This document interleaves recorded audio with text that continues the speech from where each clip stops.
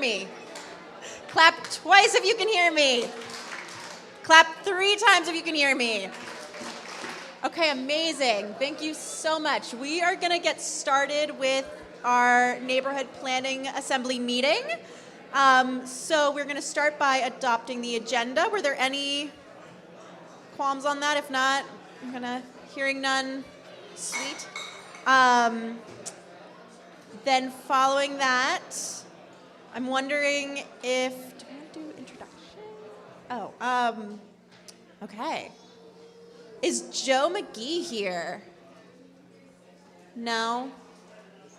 Okay, well, we just wanted to say thank you for his service. He is stepping down from city council and, you know, did a great job for us, representing us all. And then I'm going to follow up with a quick introductions of all of the NPA steering committee members. My name's Erica. I use she, her pronouns. I live on Decatur Street, and I'm from Ward 2. Do you want to? Hello, everyone. Hi, everyone. I'm Lauren. I'm from Ward 2. I live on North Ave, and I'm a steering committee member. Hey, everyone. I'm Roxanne. I'm a Ward 2 steering committee member.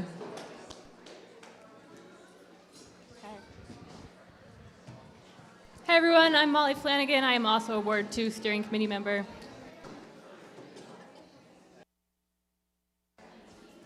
Anybody else? I don't think I see it. Amy, I know you. Committee member. Okay, all right. Hi, I'm Amy, and I'm a steering committee member. Amazing. Okay, I don't think we have any other NPA steering committee members. If anyone is interested in hearing about the process of becoming a steering committee member, they can always come talk to me or any of the other folks that raised their hand and introduce themselves. Okay, and then following that, we're going to do public forum. So I'm wondering if anyone has any things to present about. Thanks. Hi. Okay. Just making sure the mic was on. Hi, everyone. My name is Polly Vanderputten. And I came to public forum tonight because the school commissioners are not formally on the agenda, but I wanted to thank you all in person first for my re-election. So I'll be representing Ward 2 now on the school board. I was Ward 3, but because they changed the districting, I'm Ward 2. This will be my 3rd term, and I'm honored to serve you. So first, thank you. Second thank you is for the school budget. I cannot tell you how grateful we are in Burlington that right now we're having conversations about planning for our students. Last Wednesday, I was at a committee meeting talking about the On Top and Horizons programs and some changes to that for next year. And I thought this is kind of a miracle because I work in a district that did not pass its budget, and the conversations there right now are who's getting cut, what programs are getting cut. So if you go down Institute Road, you can see the fruits of our labor so far, demolition of the old school, new foundation for the new school. And then also, I just want you to know that it makes a huge difference in morale for families and teachers and staff and students to know that we have a budget to work with. So thank you so very much.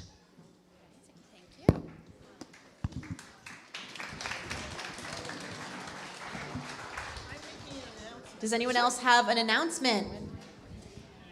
Hi, I'm Wendy Coe. I'm the Ward 2 clerk. So when you come out to vote, and I know Ward 2 and Ward 3 people love to vote. H.O. Wheeler, otherwise known as Integrated Arts Academy, is going to be doing some renovations. And so at the August primary, the November presidential and state election, and next town meeting, we will have to relocate somewhere. I'm hoping it will be right in this room, and I'm sure the city will put out warnings and announcements a lot, but I just thought I'd start early to let you know that we won't be going over to our usual place. Thank you. Thanks. Hi, Gene Bergman, and I am the Ward 2 City Councilor right now. And thanks to all the Ward 2 voters here, I am going to be the Ward 2 City Councilor next term. So I want to first thank you all for that. It was, I'm just amazed at the turnout in Ward 2. It was just remarkable. So I've never seen anything like that, and I've been voting around here for like 50 years. But the reason that I'm here, besides thanking you, is that you might know that Green Mountain Transit has had a fare-free program. The legislature has not deemed fit to fund that for the urban transportation programs, which means GMT. And therefore, they actually required, as part of Fare Free last year, that they reinstitute fares this year. So there's some issues related to the boxes, but they're working on an equitable fare system that will maintain youth free fare and senior free fare and capping of the cost for low-income folks, and so we all need to just keep that in mind. But one of the things that is happening is that this is causing an issue with the two routes in Burlington, the College Street Shuttle and what's called the City Loop, that the city pays and has paid before the legislature went to Fare Free to make free. And it's causing an issue in terms of just the way that the administration, the way that the drivers are dealing with it, and also it's causing some complications. So we have got a decision to make, and we are going to be taking this up at the Transportation, Energy, and Utilities Committee on Tuesday the 26th this month, right? And you can zoom in, you get it on the calendar, the city's calendar, or you can go in person down at DPW.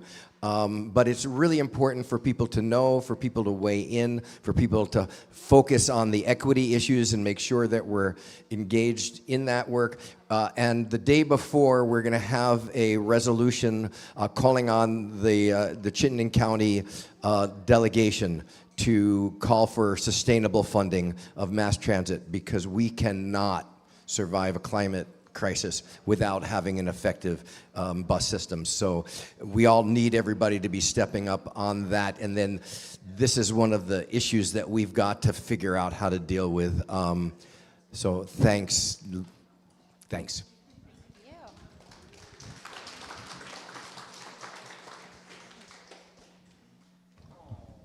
So we actually don't take questions following an announcement, but if you guys have announcements, we will follow. If you guys want to line up, it might be easier.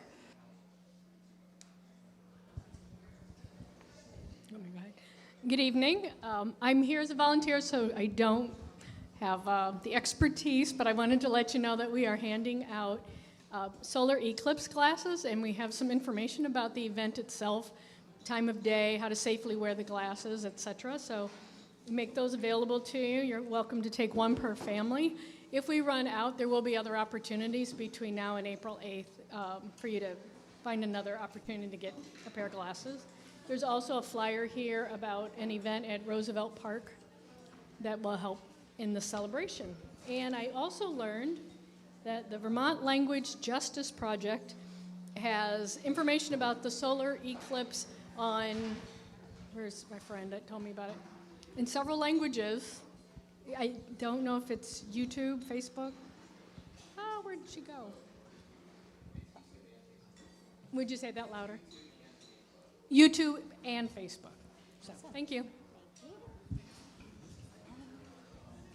Thank you. I'm angry today, but because there are little children here, I will not curse. I was on a meeting today that, how many of you have been reading about the latest plan to force people out of the motel program? Okay, so what they want to do is this Friday, push out 500 more people. These include children, include people who are disabled, include elderly people, on the state building on Cherry Street, which is right across from the transportation center. They want to create an overnight shelter, available 7 p.m. to 7 a.m. The rest of the day, these people are on their own. This is outrageous. They're going to bring in the National Guard to run it, and they're going to bring in the Sheriff's Department and possibly other private security. The level of cruelty and it just being unnecessary is just beyond. I urge you all to email the governor, because I just have no words to describe the inhumanity of this. So please be aware, please follow the news, and if they actually don't pull this back at the last minute, which it doesn't look like they are, we're going to have people in our community who are going to need our help. Thank you.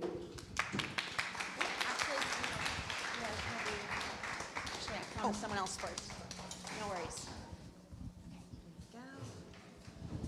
Hi. First of all, I want to thank Gene Bergman for his work on Fare Free for Transit.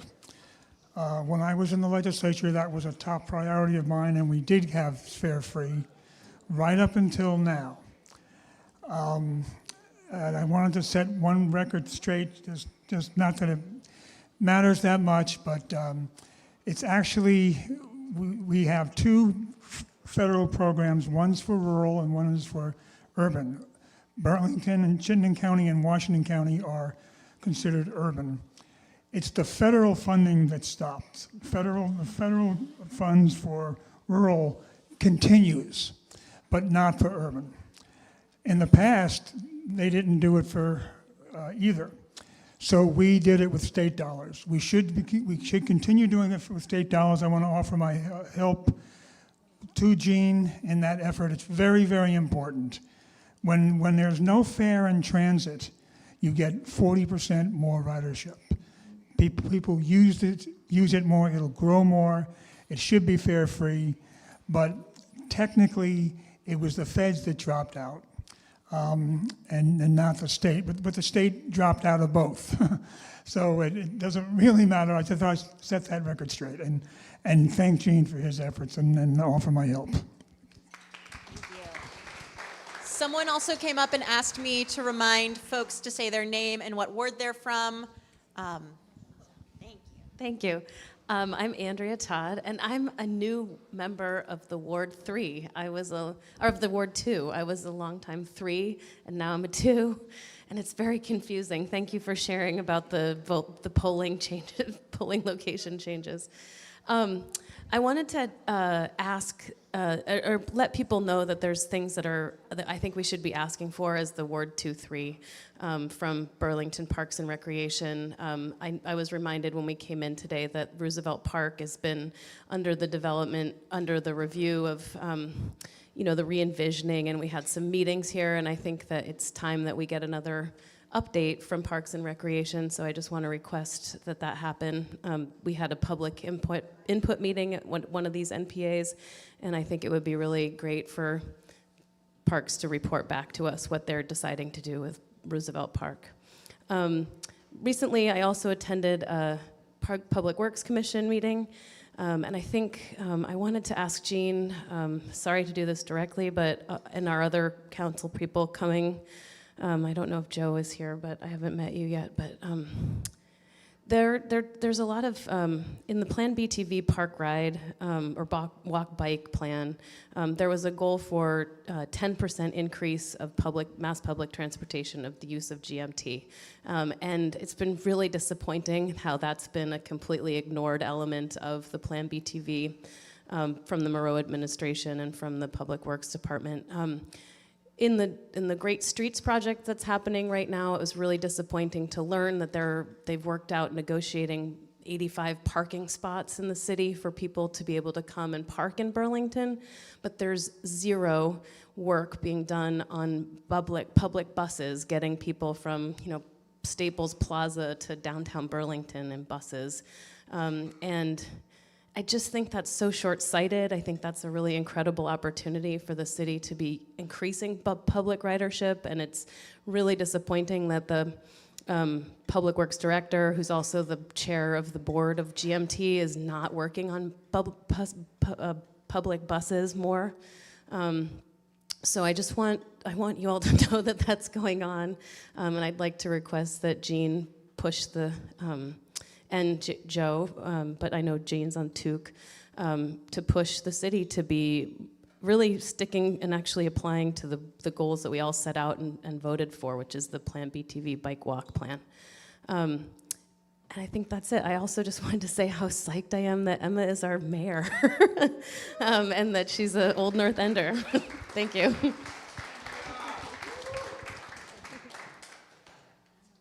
Hi everyone, my name is Sarah Hernandez-Tim and I'm the Public Information and Community Engagement Officer with the Burlington Police Department. I was here simply to remind people and highlight a friendly reminder we sent out on our social and Front Porch Forum recently regarding our BPD press releases. If you would like to be added to that distribution list, you're more than welcome to email me directly. My email address is stimm@bpdvt.org. My information's also online, and I'll be here for the meeting if you want to connect afterwards. And also, if you'd rather not be on the list, all of our press releases are available on the city's website on the BPD webpage. Thank you. Thank you. Are there any other announcements? Okay, awesome. I have an announcement, and then I'll let you go. A friend of mine is trying, there's a group called Climate Reality Project, and they have chapters across the country, and a friend of mine is trying to jumpstart the Vermont chapter. So she asked for me to present to folks, and if anyone's interested, they can come talk to me, and I can get you in contact. You can join the chapter. A little bit about the Climate Reality Project. It was founded by former U.S. Vice President Al Gore, and is working to work on global solutions to the climate crisis by making urgent action and necessary across every sector of society. They're trying to recruit any interested folks who want to join a monthly meeting and talk about how you can take action on climate issues. If you're interested, you can come talk to me at some point. You're going to be next.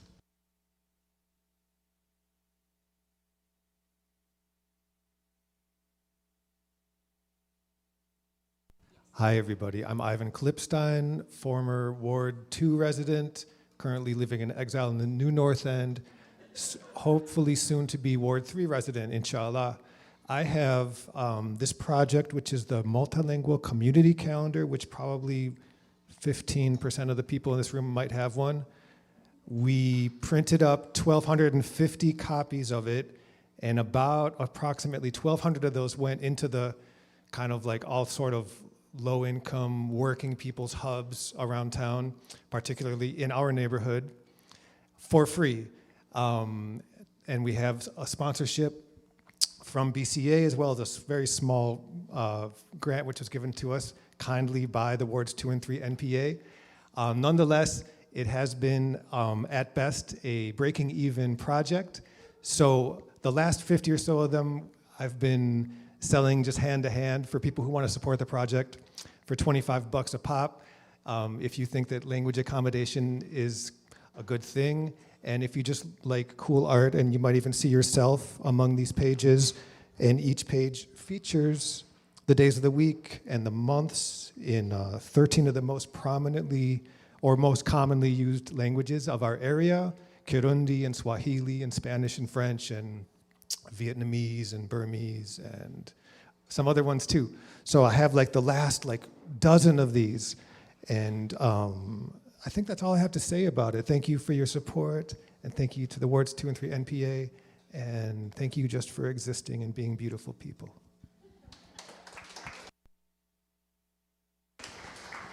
Okay, thank you. Does anyone else have any other announcements? Yes. Okay.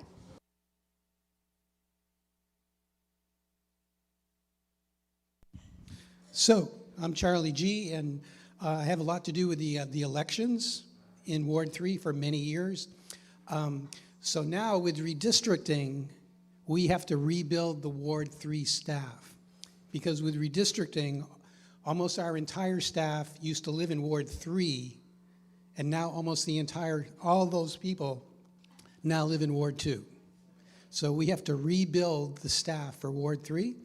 So if anyone is interested in being an inspector of elections or simply being an assistant like I'm going to be, checking people in and giving them ballots, etc., please feel free to let us know, because we're almost starting from scratch. We still have Barbara Alsop and Damon Lane, but outside of that, we've lost almost our entire staff to Ward 2.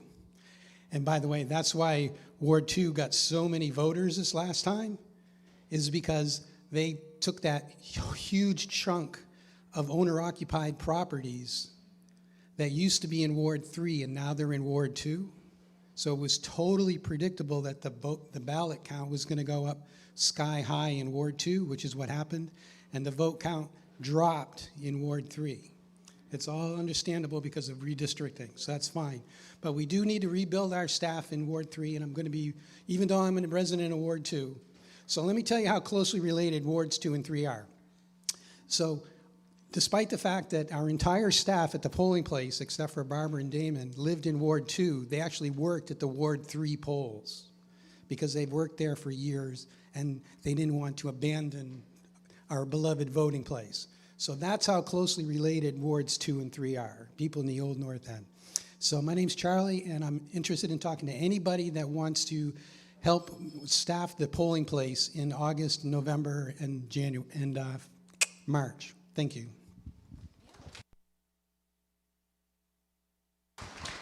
Thank you. Okay, we are out of time for announcements, but if there's any one last announcement, I will take it. We never have this many, so thank you all. Yes. Hi, my name is Megan. I live on Pitkin Street. I'm relaying some information I heard at a city council meeting from someone who lives at the Winooski Bridge on the bike path, if you guys go on the bike path. He reported that he's been seeing a lot of erosion happening from, as you know, the massive amounts of rainfall and snow melting in the Winooski River. And I don't know if he went there last summer, but there's tons of trees out there. That's probably unprecedented, the word that we all hear a lot with climate change. But people are saying that the bridge is becoming less and less secure, and it's something that we should probably start talking about and looking into, sending engineers to look into, because it's possible it could collapse, and something we need to look into so it doesn't collapse, and so that we're making sure that we're maintaining it so it doesn't collapse within the next 5-10 years, because an estuary where a river meets a lake is incredibly fragile, and you can't send a realtor to rebuild an estuary. So it's not like, I don't know, we have a tendency to let things fall apart and then rebuild it, I guess, but you can't do that with an estuary. So I think it's something we need to start talking about, and hopefully send our money, send our scientists, our engineers to start looking into that. So I'm not an environmental scientist. I don't know exactly how to do that, but I hope you guys keep that on your mind, and hopefully it gets to be in some agendas in the future. Keep an eye out for it.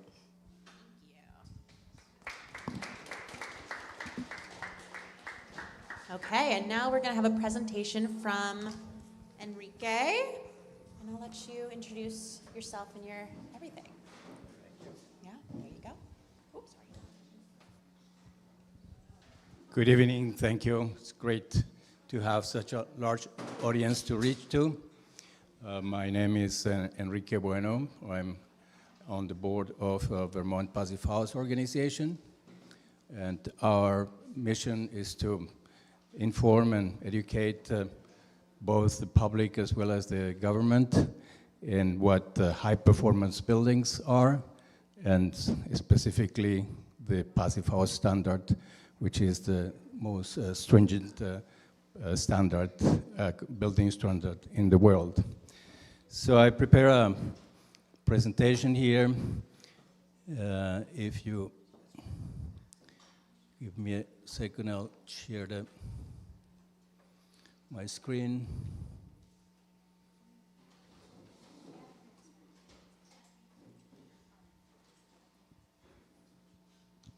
Okay.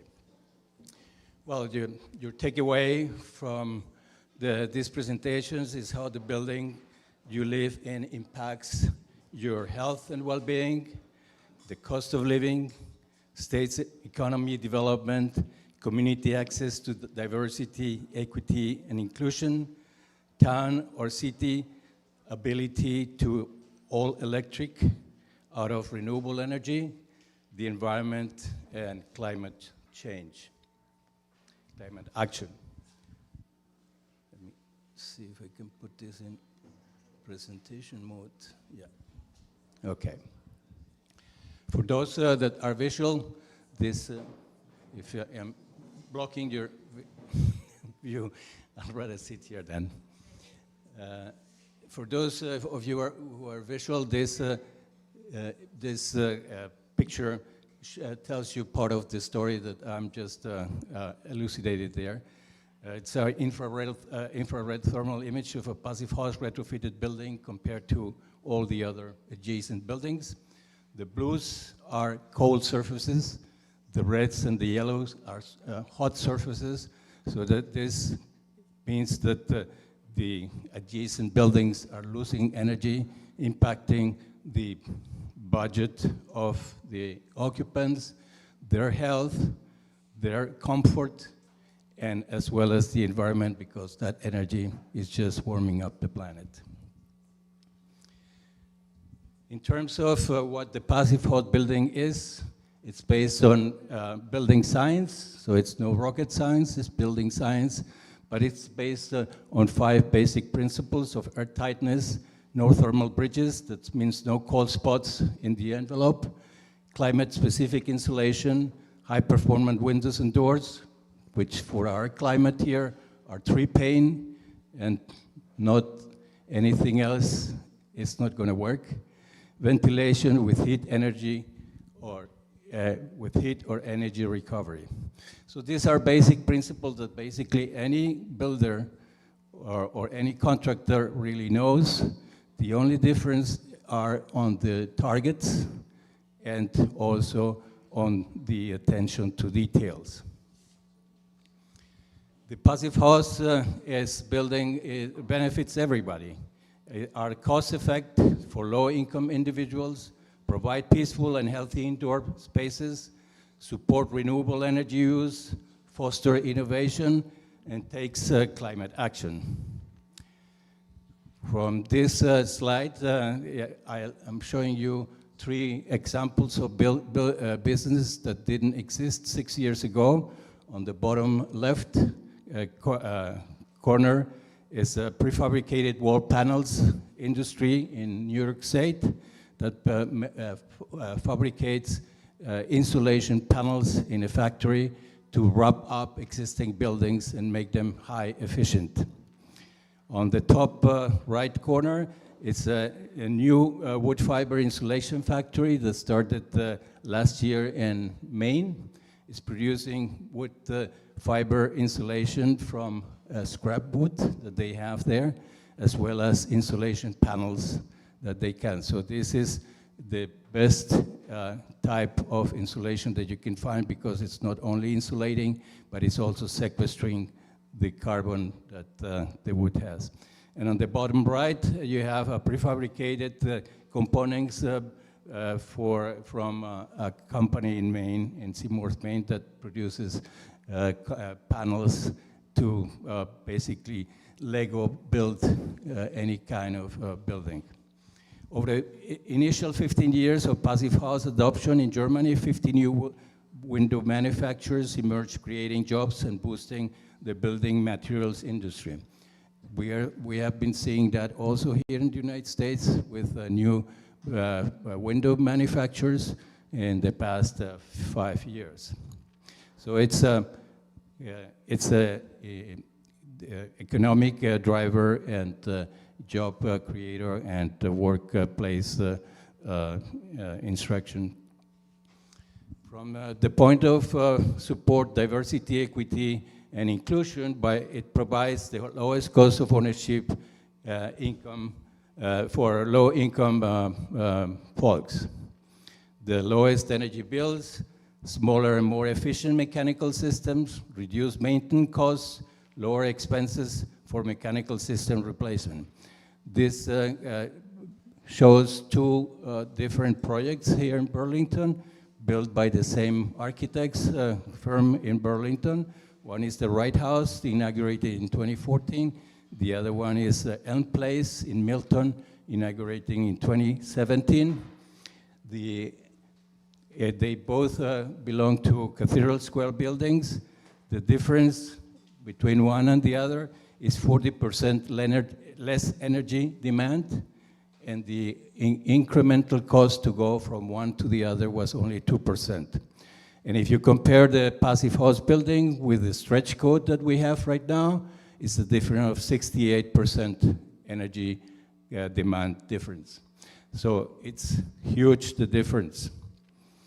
In terms of meeting the challenge using electricity for space heating and domestic hot water, over the past 5 years, the people and business in Burlington used an average of 712, 782 megawatts hours for each year, just for things like heating, hot water, and cooking.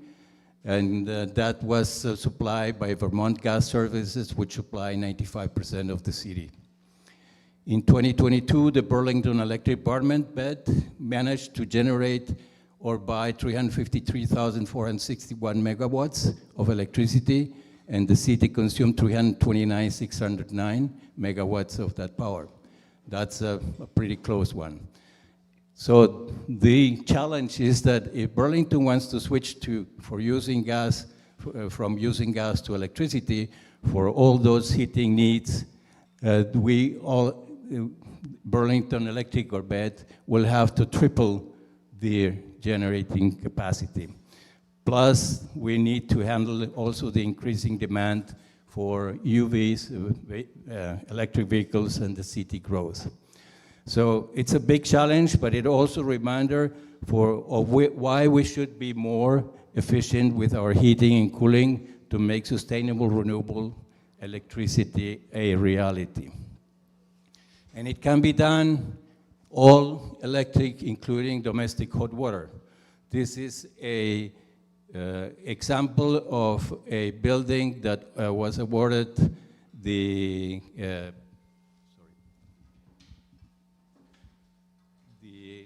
Buildings for Excellence Award in New York.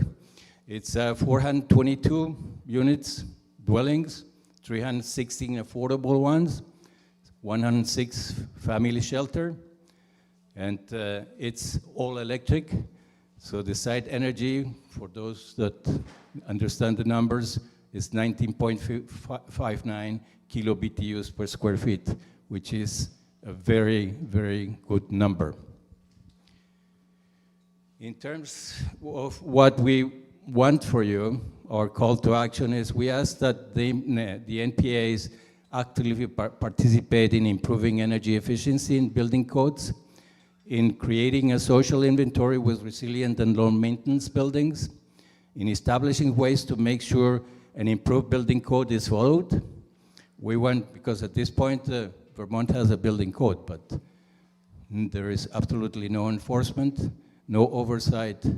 That's one of the great advantages of the Passive House standard. We want builders to have better knowledge and skills, and the NPA should bring up the issue of energy standards in building to the City Council for review. Just for an example of what's going on around us, 6 cities in Massachusetts, including Boston, led the way through zoning ordinances, and now it is mandatory in those 6 cities to require Passive House certification for buildings 12,000 square feet and up. It's about half of the place that I show you. The Massachusetts Department of Energy, and why? Because the Massachusetts Department of Energy says it's the only way to allow the future grid to supply the demand with renewable. So it's sustainability starts here. And it sounds pricey, but as I mentioned before, it's only a 2% incremental cost, and it's the Elm Place building here in Milton aligns with these other 6 examples of Massachusetts. The Cambridge Finch on the right upper corner, for example, is a low-income housing building. In terms of incentives, for the Chittenden country, where Vermont Gas Service is, they provide $2,700 per apartment. Energy Efficiency Vermont provides another $10,000 for energy modeling, thermal cell consumption, and another $300 per apartment for certification. So for a 30 apartment building, you can get $100,000 in incentives that cover all the certification costs. In addition, you can have also $1,000 per unit from the Inflation Reduction Act. Passive house building standards provide the low power loss resilience. Buildings maintain livable conditions even during extended power heating outages, which are becoming more and more common. It provides a durable construction with preventing with good hydrothermal sun components that allow structural drying, preventing mold and rot. And on-site renewables, it optimizes the use of on-site renewables to minimize depending on external sources. It also applies to any kind of building, as I showed you before, with flexibility in the architectural design. So it applies for single-family homes to high-rises and hospitals. This is a comparison of a typical building energy consumption with a passive house building. As you can see here, on the left is the typical building. The area under the curve is the energy consumption. In the heating and cooling seasons, you have those peaks. What the passive house building does is reduce those peaks, flatten the curve, because regardless of the type of building, there will always be a difference between the amount of resources available and the amount needed, and that's specific to renewable energy. So a ripple effect is the efficient means less generation, less storage, and less transmission capacity needed. So it's a less upfront cost for the city and less maintenance cost too. And it's also passive house is climate action, because passive house plus low embodied carbon materials plus electrifying everything plus clean energy equals zero carbon buildings, which is the goal, because we have been talking about net zero, and net zero is a very, very gray term. So this enables a sustainable electric grid development based on the renewables. Thank you much. Amazing. Thank you so much. And now to follow that, we're going to have a presentation from Jacob, one of our Ward 2 residents, and he's going to be talking about home electrification and other ways you can be decreasing your carbon footprint.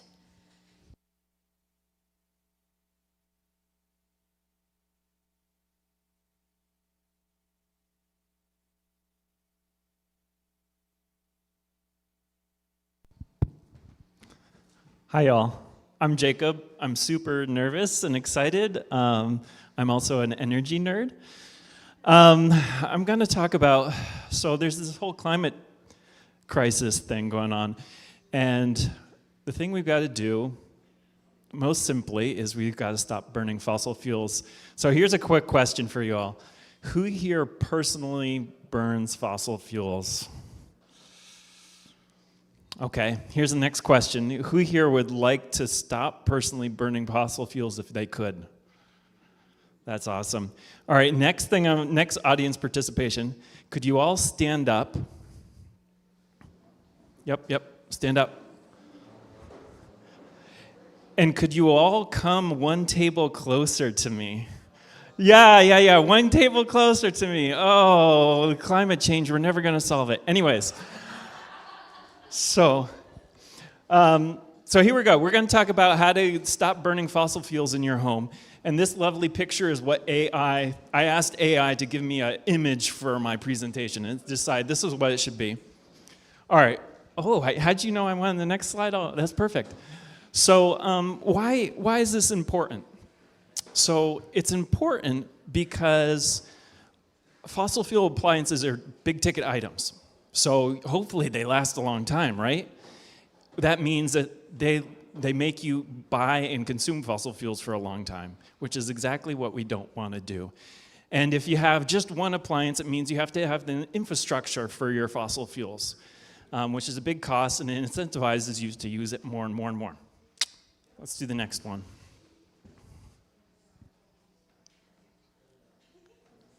Next slide. No? Okay. All right. Oh, okay. So what I want you guys to take away is I'm hoping you all think about planning for replacing your fossil fuel appliances because, one, there's a lot of great new options and old options you should reconsider. Two, there's a lot of great new incentives. And that's why I wanted to do this presentation, is to kind of like air all those out, help all my neighbors figure out what's out there, because there's so much going on. But also really importantly is, when do we replace an appliance? We do that when it breaks. And when it breaks, it's an emergency, and you don't have time to think about it and figure out the best option or the incentives or find the right contractor. You just got to get something that works, which means you're locking in another generation of fossil fuels. Okay, so what are we going to talk about? We could talk about so many things. There's so many fun things to talk about, but we're not going to talk about EVs. We're not going to talk about lawn mowers or biofuels or efficiency, unfortunately. But we're going to focus, guys. We're going to focus on these 4 things that burn fossil fuels in a typical home, okay? So before we do that, heat pump. Can you guys say that? Heat pump. Can you say heat pump? I'm going to be saying heat pump a lot. Sorry. And just to get us all on the same page, a heat pump is a device that moves heat from one place to another. A fridge is a heat pump. An air conditioner is a heat pump. It's moving heat from one place to another. But when we say the word heat pump, typically what we're talking about is a device that moves hot heat from the outside or the ground and heats your home. Why they stuck with that name, I don't know. It's a terrible name, but that's what we say.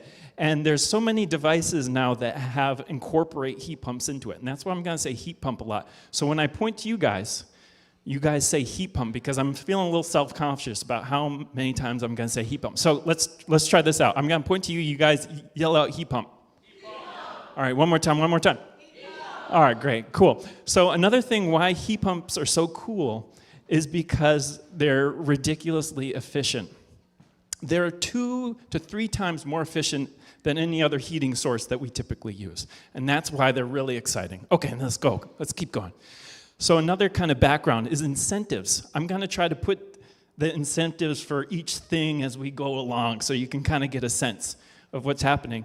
And the incentives are coming from mostly 2 buckets. One is our Burlington Electric Department has a bunch of rebates. And then the feds have the Inflation Reduction Act that has a lot of tax credits. There's another bucket that's coming, but it isn't here yet, so we're not going to talk about it. But this is really cool. This is rebates for electrification for low and moderate income folks, which is really awesome, but the program's not figured out yet. Probably the end of this year. All right, let's keep going. So, we're going to talk about appliances, guys. I hope you're excited. Yeah. So the first one up is dryers. So if you already have an electric dryer, whatever, check, you're done. But if you have a gas dryer, what can you do? Well, you can get an electric dryer. It's pretty much a straight swap, except you need a 240 outlet. And that's probably going to mean you need to get an electrician in. Totally doable, but just an extra step in the process. Oh, and by the way, you're like, what's up with these pictures? Again, AI made these for me. I don't know about this one. That might be a little dangerous. You probably don't want that dryer. But anyways, here we go. Next one. So the simplest by far and the cheapest by far is a clothesline. This is how I dry most of my clothes. And you could do it outside, you can do it inside, you could get a lot of clothes on a rack and some chairs and stuff Of course, you need some space. All right, there's some drawback. But even in the winter, you know, my house is pretty dry in the winter. I bet yours as well. Okay. The new cool shiny thing is a heat pump dryer. These are pretty wicked cool. And why they're cool, they kind of work like a dehumidifier, but instead of drawing moisture out of your basement, they draw moisture out of your clothes. And the neat thing about them is many of them can just plug into a normal outlet, so you might not need an electrician to put one of these guys in. Well, it's more. They also don't need a vent, so you don't need to put a hole into your house.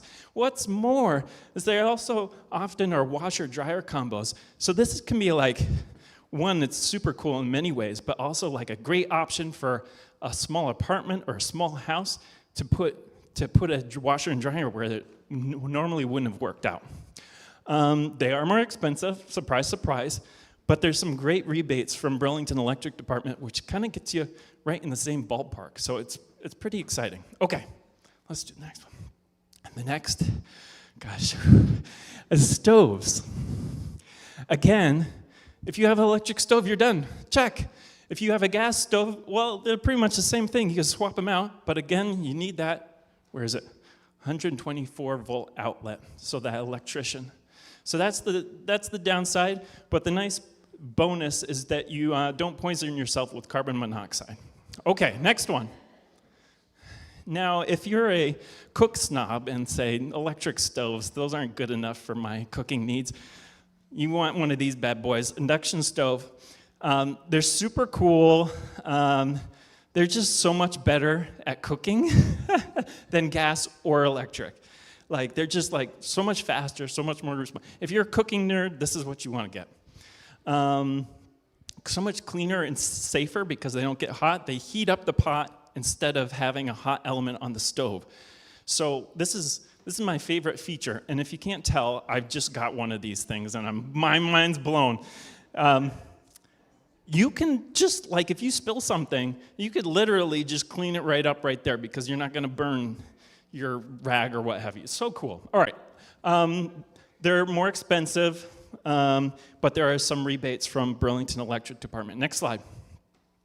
If you're not in a position to swap out your stove or don't want to spend a ton of money on it, a nice option to get on the induction train is just to get an induction hot plate. They're pretty inexpensive. You can get them on Amazon, Home Depot. I bet you could probably even find one at City Hardware or Homeport. And they just plug into a normal outlet. And so it's a great way if you want, like, you could use this for your primary burner, and when you need a second burner, that you can use your old stove or something. But cool way to dive into it. All right, next one. But then there's so many other ways to cook without fossil fuels, right? We know all these things. Microwave is probably the most efficient way you can cook food. Electric kettles, by far the fastest way you can boil water. So all these cool options that you probably already know and love. Okay. We're getting deep in here. Hot water heaters. So hot water heaters, there are 3 flavors of electric hot water heaters. And the nice thing about them is none of them need to vent gases outside your house, right? Because they're not burning anything. The old standby is the traditional resistive hot water heater. These guys are nice and cheap, but they're expensive to operate. They're going to use a lot of electricity. On the other end of the spectrum, there's the heat pump hot water heater. It is more expensive for sure, but operates much more efficiently and is much cheaper. In the middle here, we have a hybrid. It's got both heat pump and the resistive. Why? Because you're scared about the black magic of a heat pump and you don't believe it yet, and you want the resistive there as backup. So as I said, these heat pump ones cost more, but there's some nice rebates, both from Burlington Electric Department, and there's also some federal tax credits. So that is awesome. All right. By the way, I'm going through these really fast. If you have questions, I'm not doing the details, but if something excites you after this, ask me questions and we can dive in the details that you find interesting. Okay. Oh, we're on the next one. So this is really exciting. I know it doesn't look exciting, but it's really exciting. So On-bill financing. Yes, Brian loves this term, on-bill financing. There's a problem, right, with upgrading equipment in rental units, right? The landlords have very little incentive to upgrade equipment because it's an investment for them, so why are they going to invest money that they're not going to get benefit from? And on the renter side, why am I going to throw money on something I don't own? You know, I could be leaving in a year or two. It doesn't make sense to sink money.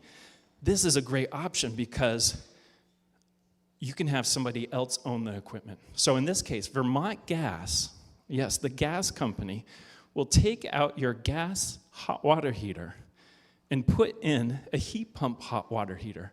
A heat pump hot water heater that uses no gas. And then they'll put those lease payments on your gas bill for you.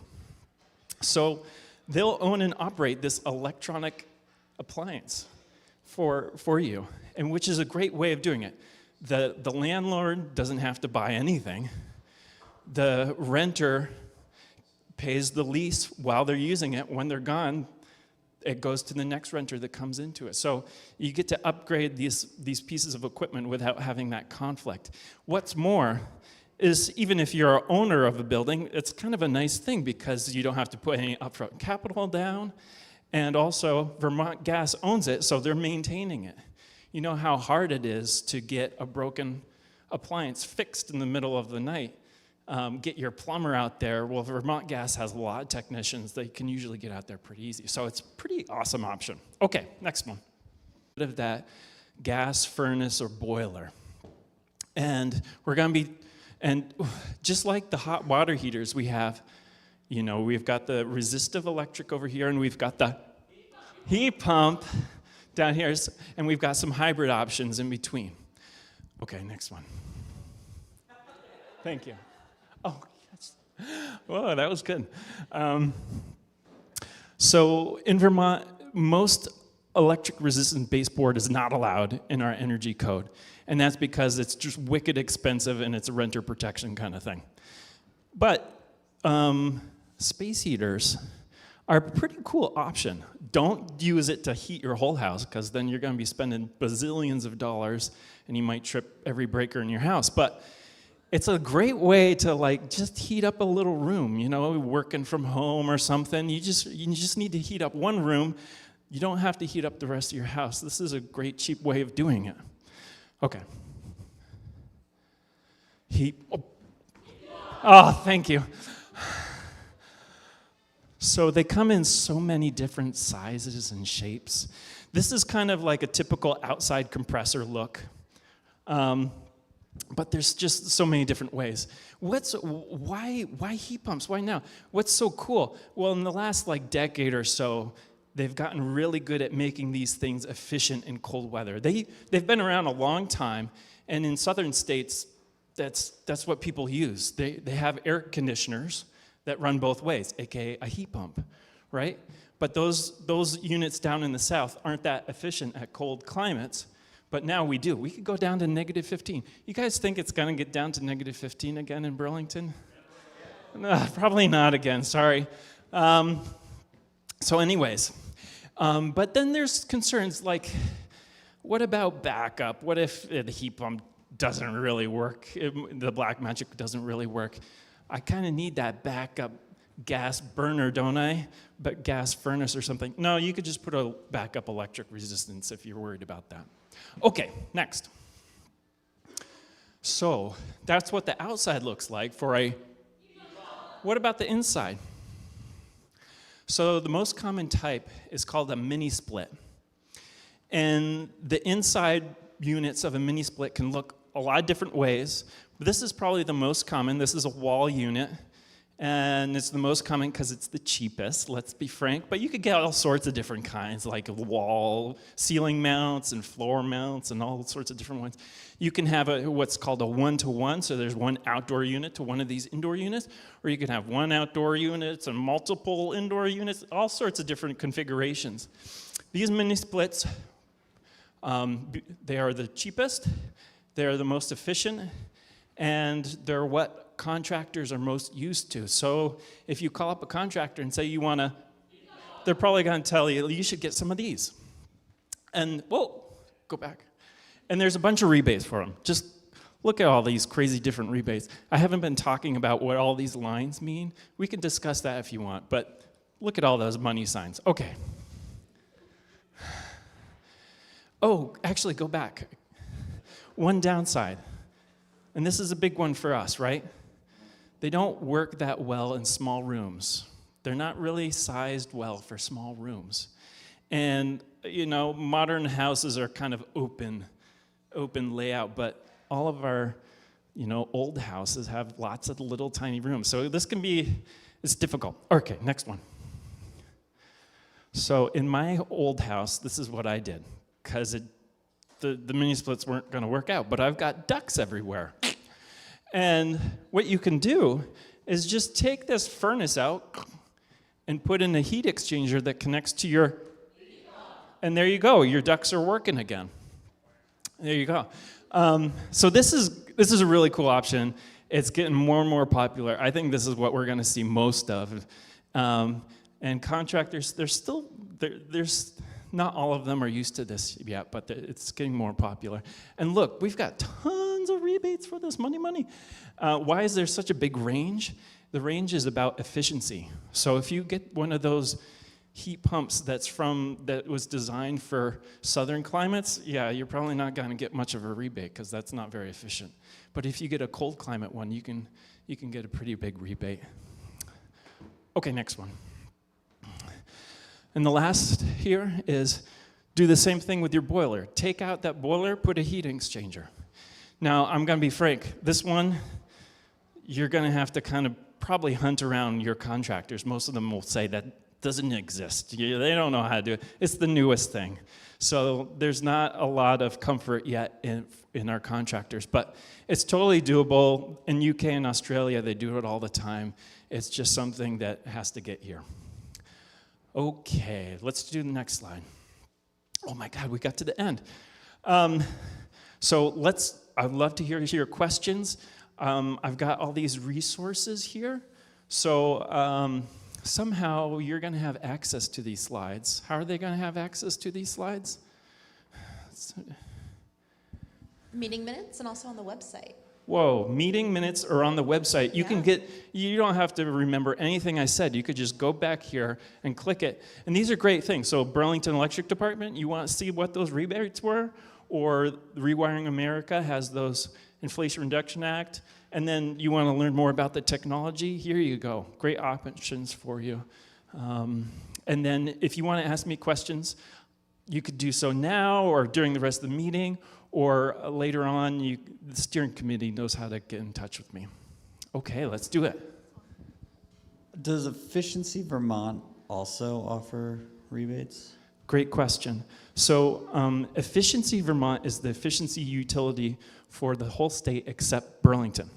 And Burlington Electric is the efficiency utility for Burlington. You go on the Burlington's website and the rebates, and it just basically puts you to the same portal that Efficiency Vermont has.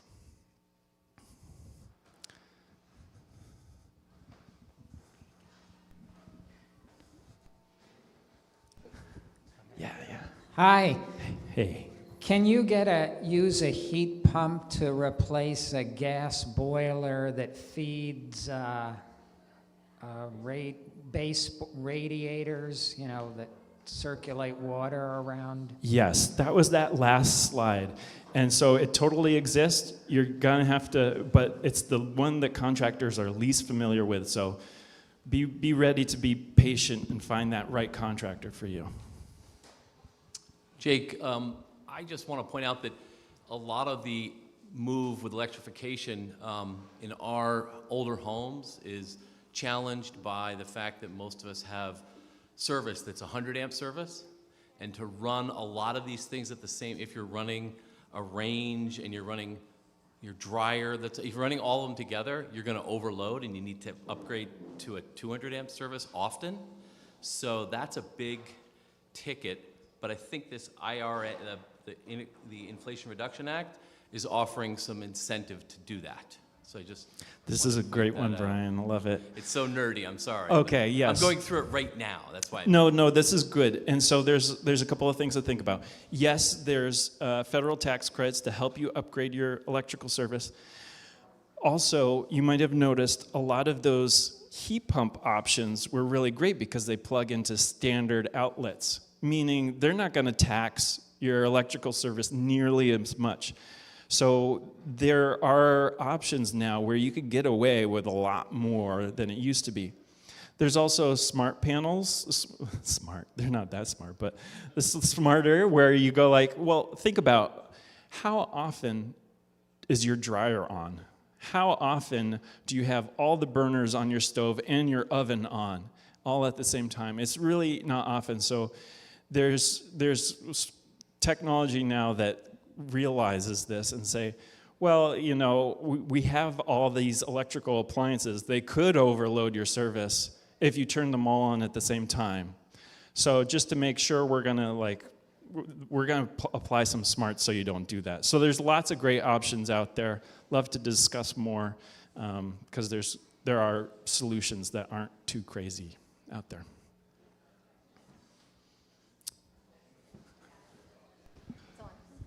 Thanks. I just want to ask a question about, this is, sorry, a little bit less for you and more for our city councilors. I know we kind of talk a lot about this transition that is happening, which is awesome, but I'm just wondering if there's any way to maybe, or if we have in the past pushed for some kind of requirement for landlords that own commercial real estate to be required to put in any of this stuff within a certain time frame. I know that landlords are really hurting for money with all this expensive rent, but I feel like we could maybe have a little bit of community support for something like that. I just wanted to know if maybe... Yeah. Yeah. So we did pass a decarbonization ordinance called the Carbon Fee Ordinance. It's got a bunch of loopholes. Nick up there and I and others tried to close those. We failed. We tried to get something on the ballot to close them. We were defeated by the Democratic group. We're going to continue to do that. So the answer is yes, there's a weatherization program. For some reason, our code enforcement office is not as aggressive as it was when I ran it. So that's kind of a drag. Sorry, Brian, but I just gonna toot my own horn on that one. But there's also a workforce lack for lots of this stuff. So, you know, it's part of an integrated approach that we need to continue to make.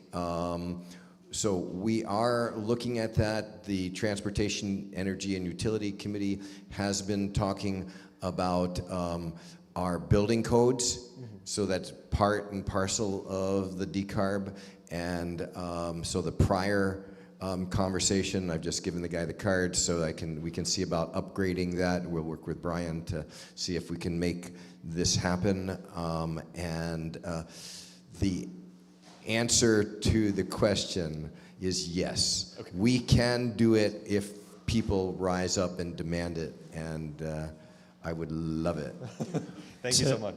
To add on to that, this is bringing up so many thoughts. We talked about Vermont Gas having that lease program.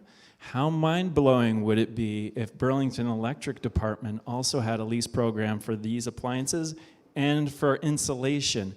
It kind of solves the incentive problem, and I know Brian Pine's been bothering BED for a long time to do it. It would be great if all you guys bothered BED to do that as well. I think it would be a really important program because Vermont has energy efficiency codes. Burlington has energy efficiency code. They don't really get implemented, except maybe new buildings or big buildings. You know, I have a fixer-upper. We had to get permits. We're tearing into walls, putting in insulation. I'm going, hey, building inspector, you want to check my insulation and make sure this is right? No, I don't want to hear about that, right? So there's a limit to how much regulations can do. It would be great to have programs that make the incentives align for these people would be great.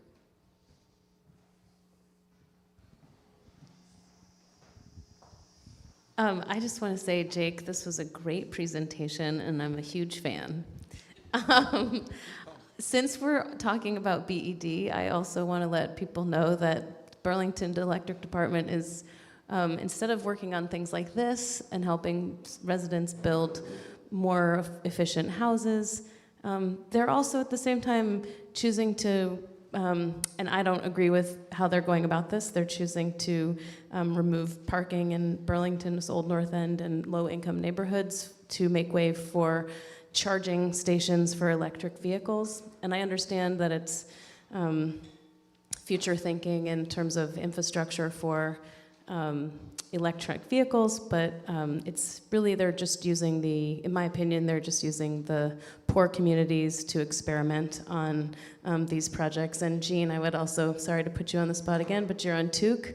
I would like you to please advocate that not just the Old North End gets experimented on with electric vehicle infrastructure, and that they maybe even drop that plan so they can spend way more time and energy on working on projects like Jake's just explained to us so beautifully. Thank you. We can raise that, and I know, Andrea, that they're evaluating the Rose Street project, I think. Well, there you go. So, I mean, that's an example of people organizing and getting something done. Of course, like the balloon that you squeeze, it pops up somewhere else. So yeah, that would be a good thing, and we should we should talk about the ways that we can bring that to the TOOC.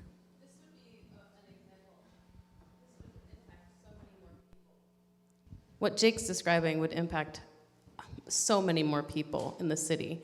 The city's electric vehicle parking is going to impact 6 parking spots in the city, and it's going to make poor people have to pay for their parking, and I think it's a bad idea. All right, I think I gotta ask you guys some more questions. Who is excited? Anybody? No. All right, maybe that was a bad question. But who is excited to think about their fossil fuels and what they could do about them now? And I don't know. Gosh, you guys, I've got 3 minutes. I'm not going to use 3 minutes. We're done. Do you guys have any more questions? No. Let's get out of here. Oh, we got one over there. I'll just, piggyback off of the EV parking. EV definitely isn't, personally, I don't think it's the future forward. It's public transportation. You can't make a huge difference if we're just continuing a future with everyone using cars. And I think when we talk about a future, a green energy future, we need to talk about where are EV batteries from, because lithium and cobalt are from minerals in the Congo, and where are refugees who live here from? They're from places like the Congo. So if we want to make the world a better place, when we talk about energy and a green future, we need to talk about it as a global issue and think about not just a green energy for us Americans, but a green energy future for the world. And I think that often gets left out. And gentrifying and thinking we're making the world a better place with a EV car just isn't true if that EV car is made out of slave labor. That's not really about your talk, but I don't know. It just makes me think about that. Anyone else have any other questions?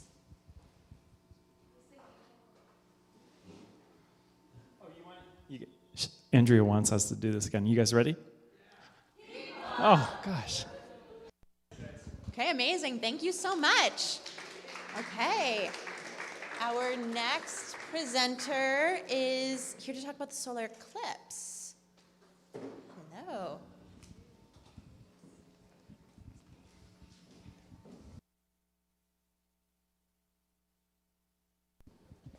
Thanks. Let me just put this right here. I just need to share my screen real quick.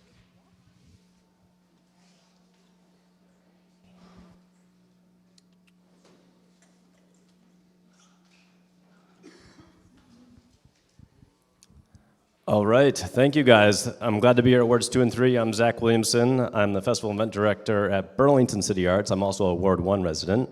I was last year, I think, in 2018 to talk about Highlight, which at that time was the first year of the New Year's Eve celebration after first night folded. So I'm glad to be back. I also installed the sound system, which is buzzing, so I'm going to look into that for you guys. That's not good. Anyways, as you all know probably, I should hope that, because it's finally getting the attention it deserves, on April 8th, which is a Monday, we are extremely fortunate, and I do want you to think of the fortunate side of all this, to be experiencing a total solar eclipse right here in Burlington. We haven't had a total solar eclipse here since 1932, and the next one will not be in any of our lifetimes. It'll be in 2106. It's a good 82 years ago, so my son Isaac, hopefully you can live to 92 and you will be there. Exactly. You could be on VPR and talk about how you remember it, like they had someone on who was 100 years old just recently. Anyways, so it is a really amazing event. We are calling it, if you Obscura BTV. The really amazing thing about this is that this is a true city collaboration. As we just heard, not all city departments always work together in a great way, but this has, I'm here from Burlington City Arts, and we have other people at Burlington City Arts leading this, but we also meet weekly and work very closely with Burlington Workforce and Development. That's the group that does love Burlington and oversees Church Street as well and is interested in Burlington workforce development. DPW is playing a big role in this in terms of streets, traffic, planning, signage, parking. That involves a bunch of different departments or divisions within DPW. Burlington Electric is involved because we're trying to turn off some street lights, and that's not easy. And Parks and Recreation is heavily involved because all of our activations in terms of viewing sites, which I'll talk about, happen in city parks, and we need their support in so many ways. So it is a really cool thing, which is definitely happening. I have to go here, I think. There we go. Just to give you a sense of it, you can look all this stuff up yourself as well, but this is happening across the United States, starting in Texas. They will have, obviously, totality before us and making its way up into the northeast section of the country, and there we are. We're right on the tail end, and for our timing, if you haven't seen that, the partial eclipse will start at 2:14, and that's going to be where the sun is just partly obscured, and it takes that really kind of eerie orange look. If you guys remember, in September we had a partial eclipse here. It wasn't nearly the news that we're going to make this time around because it is just a partial eclipse. Those are still cool, but not all that rare. And then as it'll get much darker as we go through the afternoon, and at 3:26 is when the total solar eclipse begins. It lasts an amazing 3 minutes, which is not a long time, but actually will be tremendously awesome, and we're going to talk about that in a second. And then from 3:29 back to 4:37, we work our way from darkness back to a typical afternoon in April, and that's when the actual eclipse ends, and the sun will be obstructed at that time. Just to talk about totality, I am not an expert, and I'm not an eclipse seeker, so I haven't gone around the world like some people do, searching out totality experiences, but it is, by all counts, remarkable and not something to be missed. I urge all of you to make time on this day, watch the world stop in your worlds. It's quiet. Hopefully, it's dark. The temperature will drop because there's literally no sun affecting our area. Nightlife starts to make different sounds because they think it's nighttime, and it usually gets much colder also. Its temperatures can drop as much as 10 degrees, and by the lake, we'll definitely feel that even more. So it is, and if you listen to like Mark Breen's been talking about on VPR, he's been talking about sunset is 360 degrees around you on the horizon. There's really, really amazing, unique things, and people who happen to experience this once in their life do become fans of this. They say it's transformational, it's emotional, it's amazing, and they then get hooked, and that's how you end up having so many people making their way to Burlington, because people travel around the world to experience this. They really do. They will book trips to Australia if there's going to be an eclipse there, and they certainly will travel in different places to catch this and not miss it. So I think it's going to be awesome. Just to talk about this timing a little bit more, we do have eclipse glasses, and those are these lovely branded glasses. The city ordered 50,000 of these, so we're ready. every NPA gets 500, so that was part of our thank you to the city council. They all used some of their funds to help fund that. So each NPA gets 500 of these, and I do urge you to grab them. There's a bunch back there I saw, because otherwise they are $3, which you can buy at Burlington City Arts, and we'll have available at all of our sites. But certainly we want the community to be prepared. These, if you haven't worn Eclipse glasses before, it is a welding mask. You cannot see through them. So you don't wear them the whole time. It would be very dark.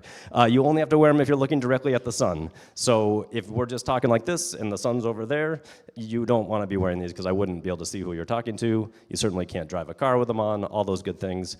So you only need them when you are literally looking at the sun. And you do want them. It is very dangerous. Once you start to obscure the sun, the rays become even stronger and it will damage your eyes. So it is truly a safety thing. These are all like NASA ISO 12312-2 rated. So it is an important thing to do.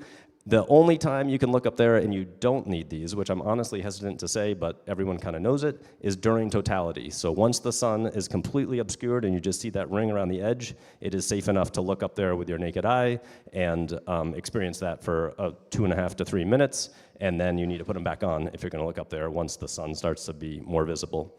Also, just a note, if you're using a cell phone to take a picture, we are also selling VisiSolar little things you can put behind your cell phone camera to take a picture, because the lens is not meant to take a picture of an obscured sun. If you're using a telescope, you need to have the right filter on that. We don't have those, but you should get them. If you're going to take any kind of photo or picture or video, you need to have a lens on there, because it is not safe to do without that. That's a bit of Eclipse safety for you. I don't need to talk about this, but this would interest you. Road closures, this map you probably can't see. You can find this on our website. This does affect you people quite a bit. So as you can see, I'll just move up here, I guess. Really what we're trying to do here is two things. We're trying to create safe pedestrian passage for thousands of people that are coming to Burlington, and we're also trying to park a lot of cars, because we are expecting a large number of cars to drive here. This is April. Parking in fields, if we had any really, isn't an option. The mud, the rain, it could be bad. So we knew we had to do it on a hard surface. UVM is in session, so it can't be July 3rd, and we can't use Gutterson parking or anything like that. And so we are closing, I'll get your question in 1 second, I see you, thanks. We are closing Route 127, and we are going to be parking cars out there. So this road closes at 10 a.m. as you can see. People coming off the interstate will come down to Willard, drive up to Pearl, head out on Champlain, and then park out here. And so all of Route 127 from Manhattan to Plattsburgh Ave, including the on-ramp here on North Ave, will be closed from 10 a.m. until 8 p.m., and we'll start parking cars out there at 11:30 a.m. And then we are working with GMT and Premier Coach, quite a shuttle bus system, which involves closing Park Street to make it a two-lane road, a two-directional road, and it will deliver people down here by 1 Main Street, technically on Lake Street, and then cycle back up. So with this action of parking out here, we had to take the July 3rd method, flip it 90 degrees, because that usually sources out of UVM, and use this area out here, and buses will cycle back and forth. That means that we're also closing North Ave at North Street, and these side streets get affected because you can't actually get onto Battery or Park. Do you want me to stop here and take a question related to road closures? Yeah? Yeah, go for it. I kind of nerd out on the transportation piece, and I'm sorry to put you on the spot on this, Yeah, but you should join our team. Yeah. I will say I love what you've done so far, and I'm disappointed that the Old North End has taken the brunt of this issue, and I'm so confused why the dead 127 isn't being used, why the brand new 127 that's in the South End with like You talking about the closed Champlain roads, like that could be used to park up 1 million people on those stretches, Yeah. and it's assuming that no one's coming into the South End, which of course they are going to be coming into the South End to go to Oak Ledge. So I'm like hoping that there's a second half of your slide that's going to be the South End, but I know that it doesn't exist, It and I doesn't. would really like the city to do that. Are you referring, when you say the 127, you're thinking of the Champlain Parkway? Yeah, sorry, Yes. the Champlain Parkway. I went down that road. There is an issue with, and this is true of like new buildings, technically that we don't have insurance and ownership of that roadway until that project is done. So we are not allowed to use that roadway for public transportation or parking until like basically the keys are handed to us. Okay. So the What- contractor and the city, it's not ours yet. So What- I did look at that. I scoured Google Maps for days, Thank being like, you. there must be some place Thank you. to And park cars. what about the, like, literally where people from Howard Center park that is actually like a parking area in the like dead zone of what once was the 120, or the Champlain Parkway? Like Innovation Center, is that what you're thinking of? No, like- Oh, I see what you're talking about. Yes, so It's used as parking now, so I would assume it's insured. yeah, I can look into that. We start to run into problems when we have multiple. So one of the attractive things about 127 is we can fit thousands of cars up there in one fell swoop. It means one circuit of transportation. Once I started looking at satellite options like the Howard Center, like the Innovation Center parking, I looked at the Tesla where Hannaford's used to be and Lowe's, that parking.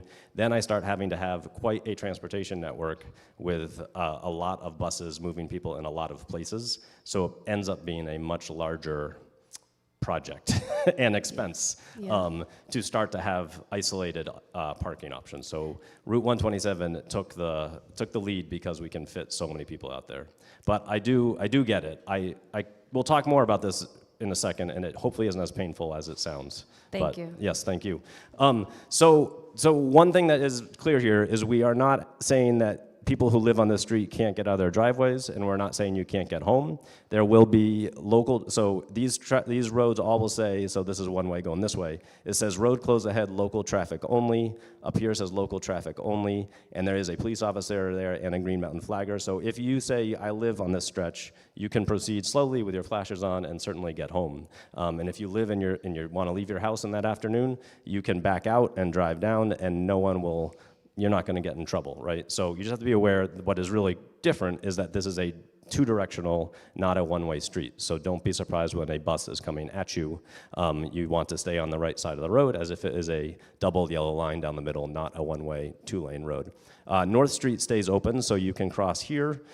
Any residents in the New North End can come down and go over, or they can traverse across Manhattan Drive. But you do want to avoid getting down in here because this is closed as well. We're expecting a lot of people in Battery Park, on Battery Street, and down at the waterfront.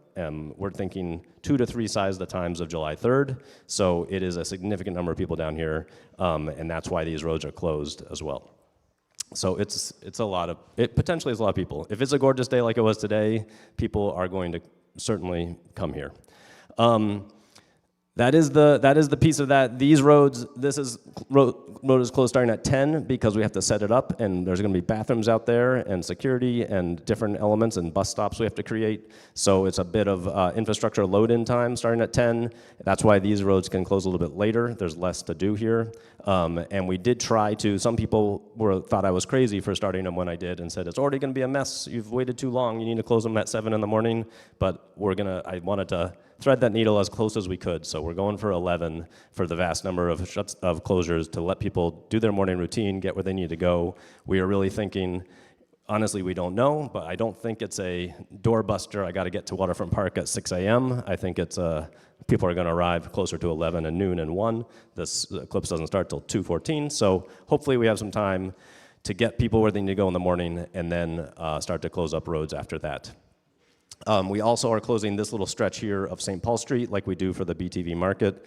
We're putting some food trucks here, and this will be what we're calling the Obscura after party. So most entertainment, which I'll talk about, ends at 5 o'clock in these other parks, but City Hall Park goes till 8 o'clock, and we're trying to bring people back up to the downtown, stimulate our downtown economy with all these visitors, load up the restaurants, feed as many faces as we can, and also we have some food options there because we don't want people to not get a place to eat or a chance to eat. So that's the idea there.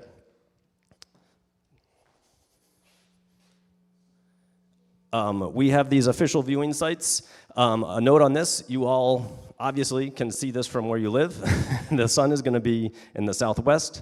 It's where it was on a day in September, and we were in Roosevelt Park. We were in a bunch of different places, and it's high in the sky and should be very visible from most places right in your backyards. And that was some of the motivation behind us giving glasses to the NPAs. If you don't want to get into the madness of many, many people down at Waterfront Park, you're encouraged to stay in your neighborhoods, do something together. I know One Arts is doing something with their own materials and working with our materials, and I think that's awesome, and we're really encouraging all NPAs to activate and do something in their neighborhoods to give people an option who don't want to deal with a lot of people downtown.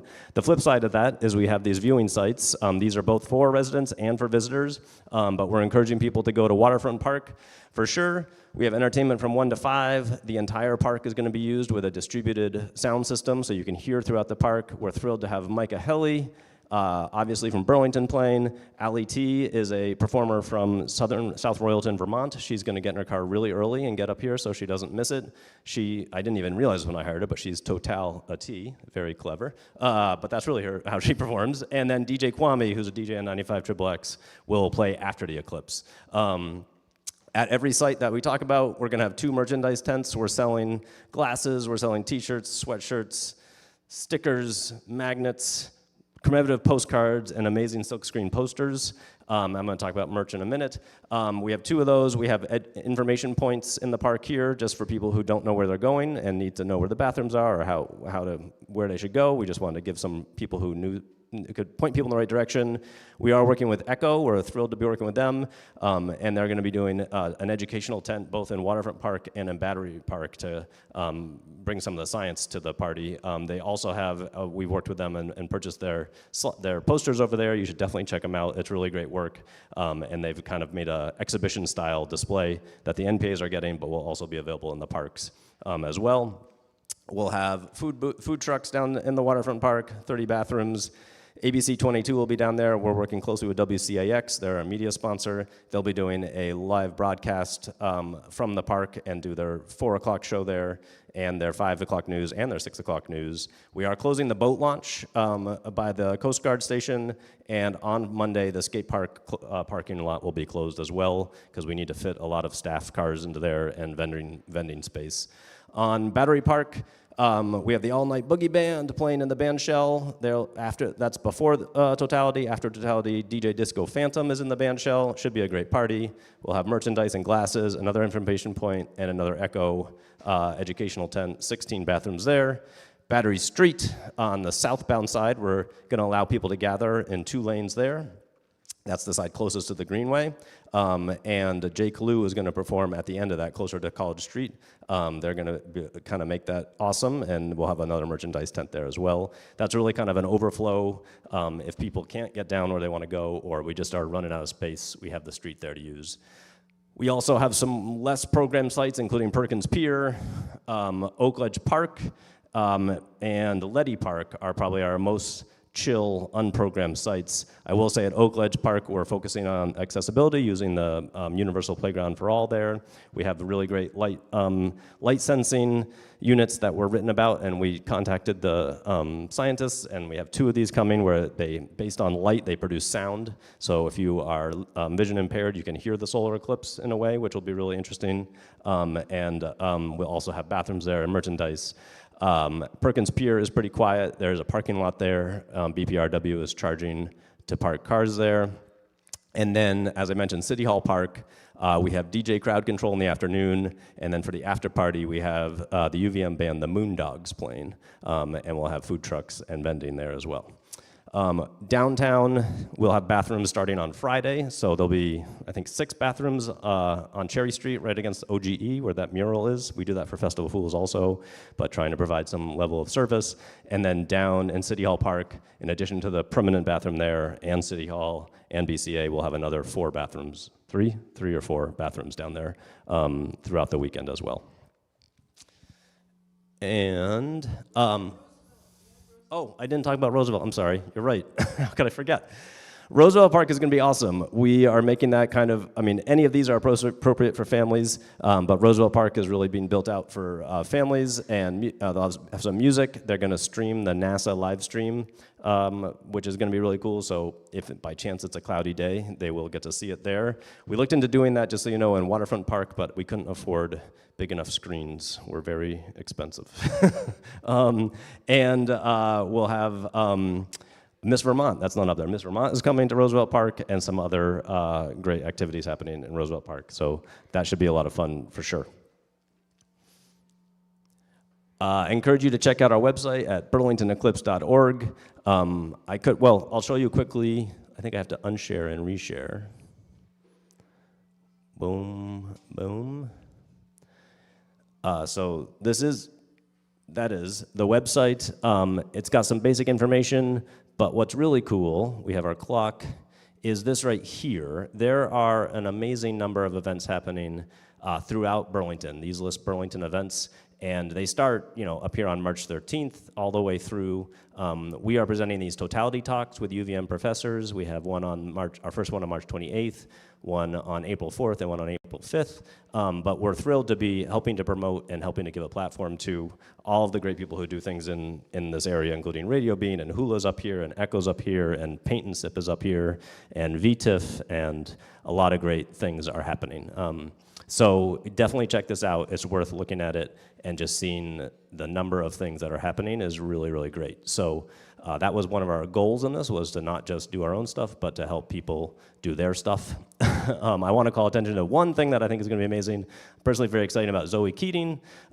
Zoe's going to be playing at the First Unitarian Universalist Church on Saturday, April 5th. 6th. Roost World is opening for Zoe, and then Alex Reeves from VanishWorks is an amazing projection designer. He'll be there, and Liggy Lights will be there as well.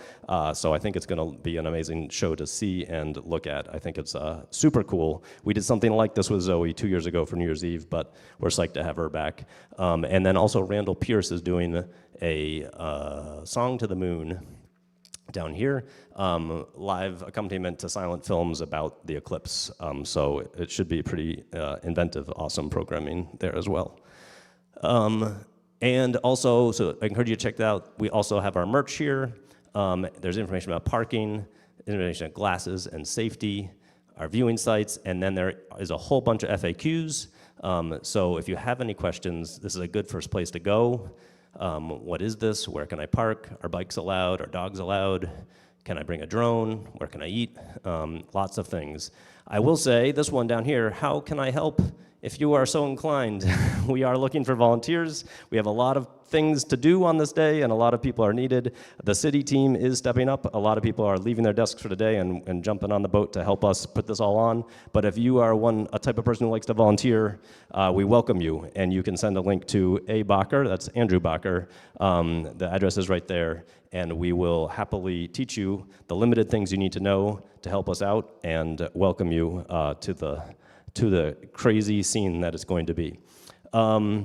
Lastly, I think that was really it, actually. You all got a mailer, I think, about the info session. It's happening on March 21st. That's a week from today, in Contos Auditorium at 6 o'clock.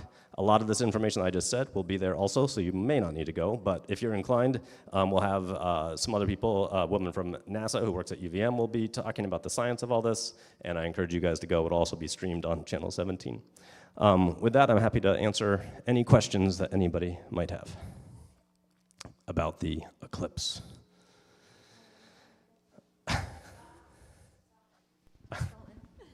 My own son. Don't hear me talk about this enough? This actually isn't a question. Oh. I've just heard him talk about this a lot. So, according to him, there's gonna be like 30,000 people in Burlington. So if you want to invite anyone, don't do it close to the eclipse. Do it Thursday or Friday. So. It's really good advice, Aiden. Thank you. That's what he told me. Yeah. That's on the low side. I think low is 30,000. Some people are saying many more than that, 50, 60, 70. But you can only fit so many people in here. I didn't talk about public safety, but just so you know, we have done this from the beginning with Burlington Police and Burlington Fire. Any firefighter who can work, any police officer who can work is working, and we are as ready as we can be for any type of situation and to keep just our general city safe during all this. But it is a busy weekend for everybody. Just to follow up, thank you so much for your explanation. Yeah. What if the 127 lot fills up? Yeah. It's a good question. We can park a lot of cars out there, but if it does get full, we would change our variable message signs. There's going to be one at Main and Willard. we would stop sending people there. We certainly, at that point, would probably already be full in terms of street parking or garage parking. So it would start to back up, we think, up through UVM and towards the interstate, because there'll be a point where we just can't park any more cars. So parking on the interstate would be the backup plan? Well, it's not my backup plan, but it's definitely a potential. And that's to say too that you're working with the state police with this as well, right? So it's like if that overflow happens, it's not going to be chaos. There's some contingencies that you've put together. Yes, so I've met with the Vermont Emergency Management, which involves state police and Department Agency of Transportation, as they call it. So Agency of Transportation is activating their zone and being ready, and the Vermont State Police they have their hands full, so they are staying at their barracks. They're basing their work out of the barracks in Williston, as opposed to like July 3rd, they move a whole section of people down to the waterfront. But because there are Eclipse activities happening throughout the area, they're staying more centrally located. But yeah, we've all talked about the on-ramp from the interstate, and the kind of worst case scenario is that we run out of parking and at totality or just before, people just stop driving in the middle of the road to get out of their car. It happens, it's happened in other places. It's not the end of the world, it's just people have to wait. Like the world kind of does stop in that time. Definitely if you can walk, if you can bike, if you can find other means of transportation, this is a good time to do it.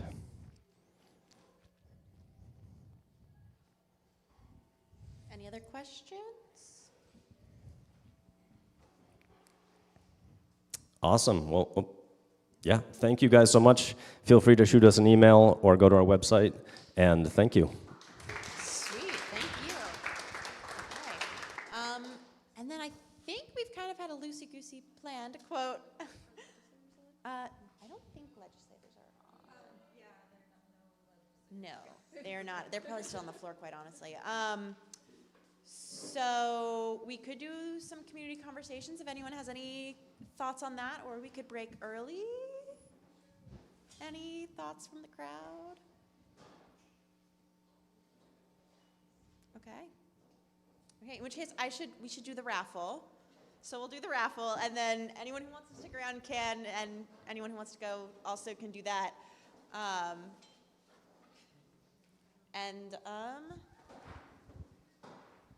Andrea Lear?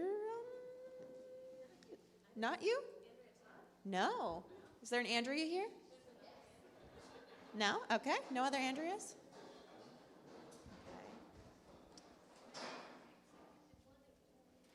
Okay. Avery? With a P last name? Handwriting's a little bit? Okay. Sorry.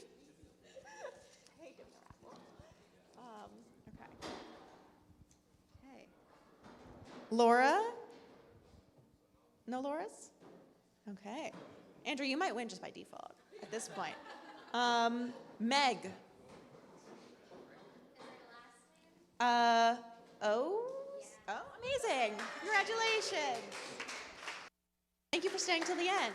Hooray. Okay, so in that case, I'm going to say let's break unless anyone has any dying conversation topics. Okay, break. Let's clean up.